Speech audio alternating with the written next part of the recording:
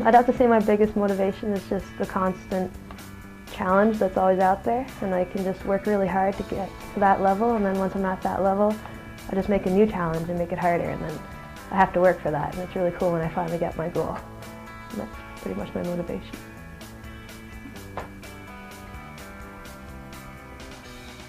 Okay, so there's quite a lot of rock climbing styles. There's you got the indoor climbing and then the outdoor climbing, and outside you can do things like lead climbing where you have to actually like clip in as you go. So you're like placing your own gear into the wall and hoping it stays and then clipping it in, and that's pretty scary, so that's lead climbing.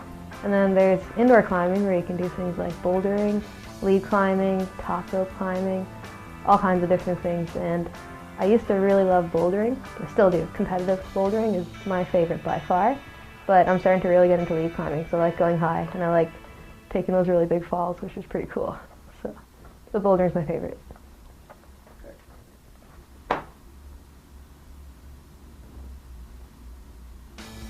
Alright, well, if you're doing top rope climbing or lead climbing, you're going to want to put a harness on, make sure that it's done properly, make sure your knot's done properly. If you're bouldering, you're going to want a crash pad and a pretty good spotter. That's all. I really think it will. I hope it will, because it's a big part of my life, and all my friends are in it, and my job is rock climbing, and I'm doing it competitively, and I'm hoping to take it to the next level. So hopefully that's in my life in the future, because like I hope somebody picks me up and takes me to places like Japan or Thailand to climb, and I can be on these climbing videos and stuff like that. That would be an awesome dream come true. So I think so, and I really hope so.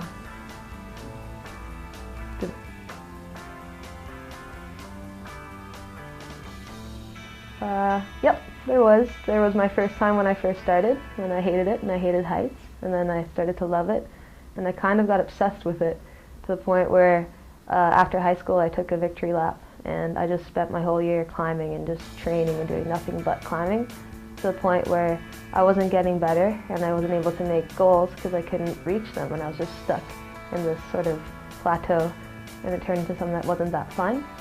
So I took a break for a while, and then realized that I really, really love it. But there was that one little year.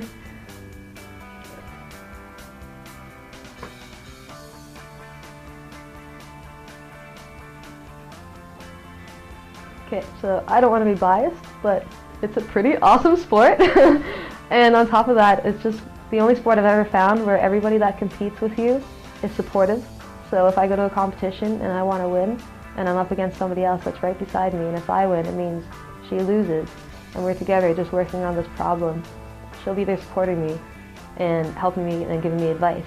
And like, it's cool because even I've seen kids do rock climbing, kids with no self-confidence at all will get on this wall and they'll set themselves a goal that they think they can attain, and when they get it, it's the coolest thing in the world. It's like it changes you as a person, which is really cool. So rock climbing kind of goes from just the whole athletic side of things, and it kind of affects your life outside of climbing too, which is something that really, it humbles you, and it just makes you know who you are, which is kind of cool. And it's super fun.